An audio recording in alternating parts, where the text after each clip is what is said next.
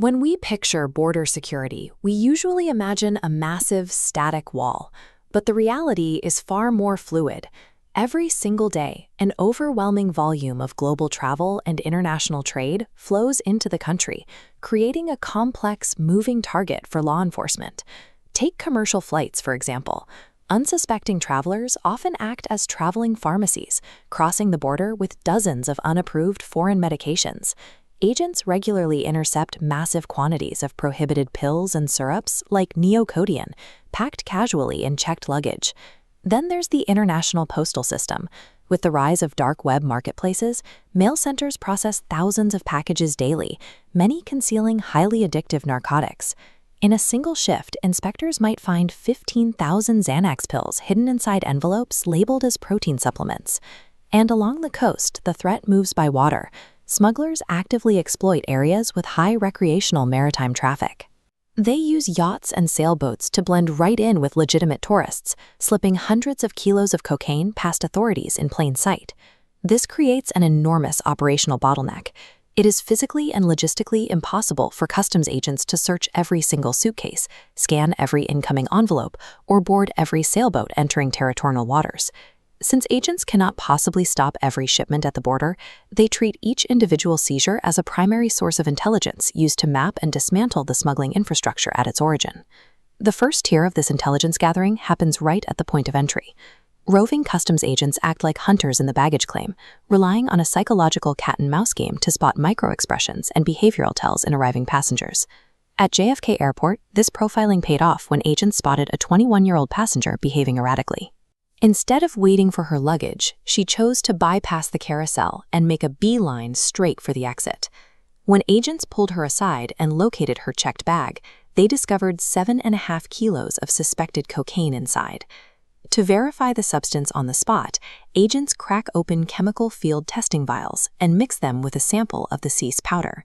If the liquid turns blue and then pink, it is a confirmed positive for cocaine.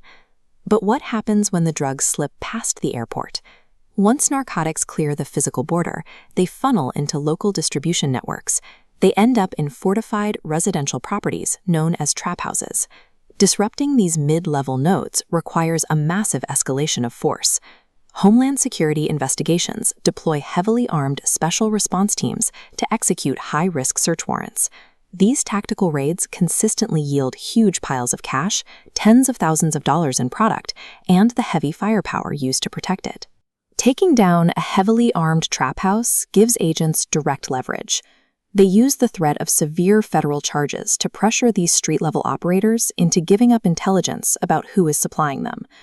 Every street-level arrest extracts the operational data necessary to identify the international networks that produced and moved the narcotics in the first place. Sometimes that intelligence reveals a much deeper rot. Investigators spent 2 years tracking a highly sophisticated smuggling ring that corrupted the internal supply chain to bypass border security completely. The cartel recruited airline employees as insight men. A suitcase loaded with narcotics arriving on the tarmac was intercepted directly by the ground crew, bypassing the baggage carousel. Exploiting authorized personnel erased the border, ensuring their product eliminated the inspection checkpoint from the logistical equation. When a cartel can neutralize domestic defenses using insider access, law enforcement has to shift its strategy. Instead of waiting at the gate, agents must project their investigative power outward, targeting the source before the shipment ever leaves the ground.